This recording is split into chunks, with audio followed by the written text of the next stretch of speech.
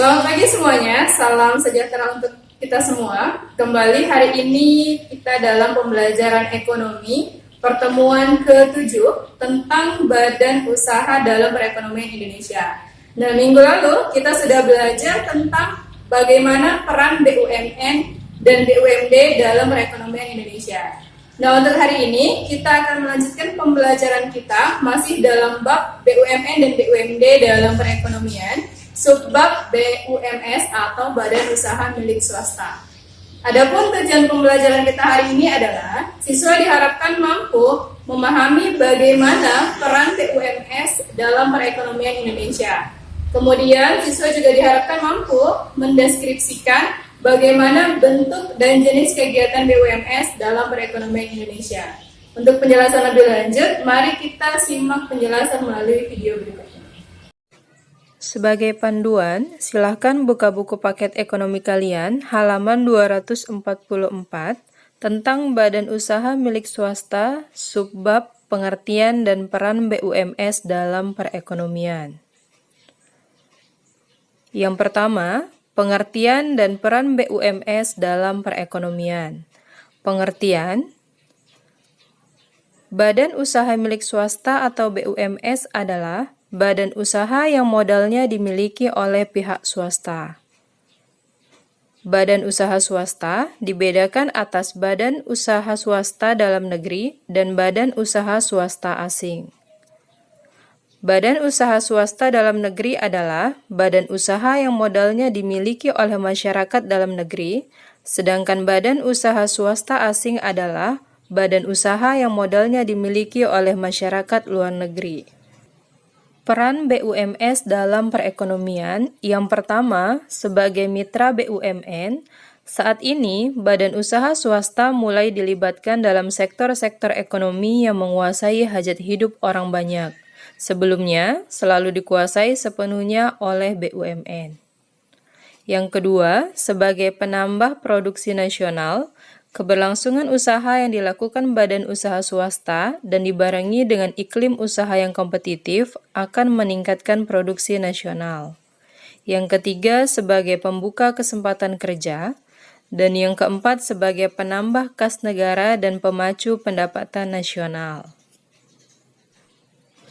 Selanjutnya, bentuk dan jenis kegiatan usaha BUMS. Badan usaha swasta terdiri atas 3 bentuk, yaitu badan usaha perseorangan, persekutuan atau partnership, dan perseroan terbatas. Badan usaha perseorangan. Pengertian: badan usaha perseorangan dimiliki oleh satu orang. Pengusaha sebagai pemilik bebas mengemukakan dan menerapkan kebijakannya kepada bawahan tanpa melalui jalur birokratis.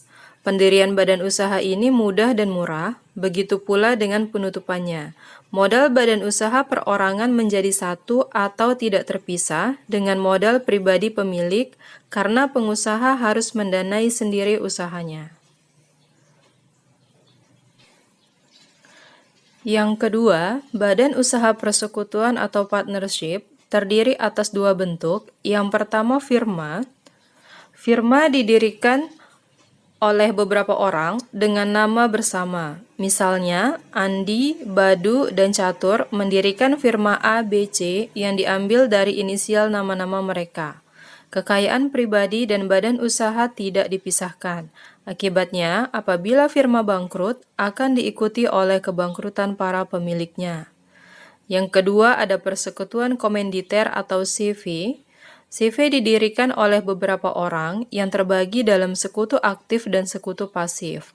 Sekutu aktif adalah orang atau kelompok orang yang mengelola badan usaha.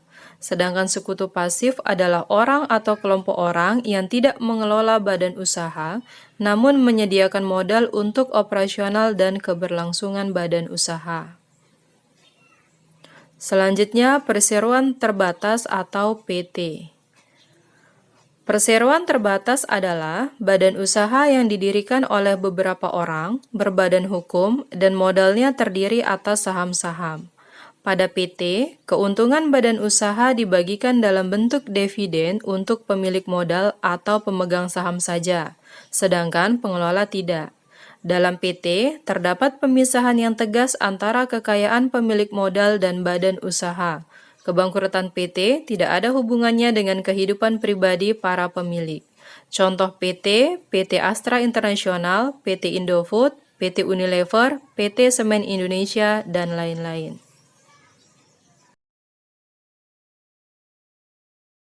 Nah, berdasarkan penjelasan video tadi, sudah dijelaskan tentang bagaimana peran BUMS dalam perekonomian Indonesia. Sudah dijelaskan juga mengenai bagaimana bentuk dan jenis kegiatan BUMS di Indonesia.